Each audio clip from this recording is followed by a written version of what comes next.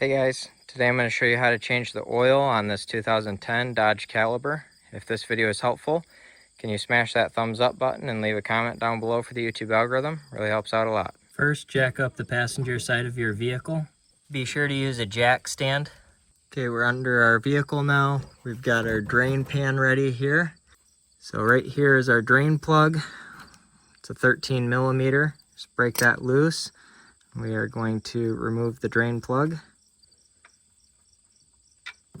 We're going to let this oil drain. You can let this go down as far as you'd like. If you want to wait until it just drips, that's fine. But a little stream like that is absolutely fine. So now we're just going to put our drain plug back in. You don't have to torque this down crazy, just give it a good little oomph. Now we're going to slide our drain pan over here underneath the oil filter. And we're going to take the oil filter off. If you can't get this by hand, which some oil change places will put these on ridiculously tight and they tighten up. I've got this set of big channel locks I'll have linked down in the description below.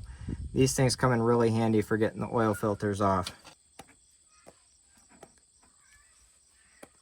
Now that we have it loosened up, we can take it by hand, take it off, flip it upside down here in the oil drain pan.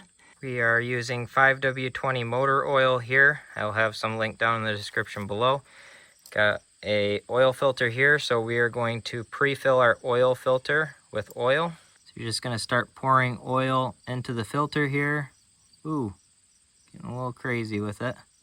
And you're just going to fill it till it starts getting up to the top here. It's going to work into the pleats and kind of bubble a little bit.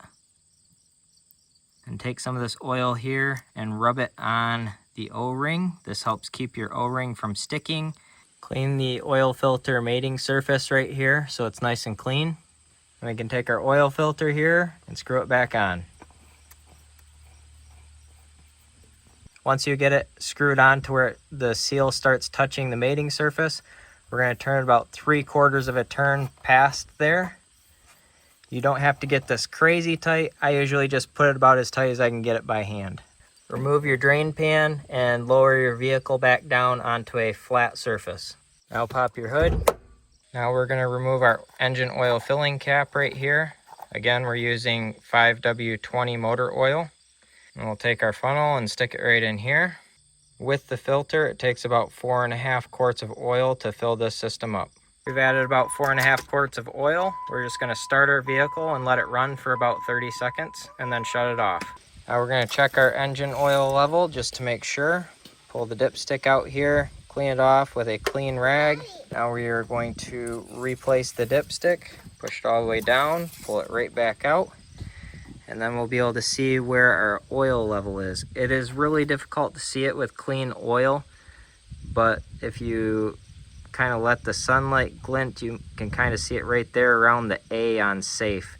So usually from the bottom of the hash mark to the top here is about 1 quart of oil. We're about halfway there, so we're about 1/2 quart low yet. So we're going to add 1/2 quart of oil and then we're going to call this good. So I hope you found this video helpful. If you did, smash that thumbs up button, leave a comment down below for the YouTube algorithm. Thank you for watching and have a good one.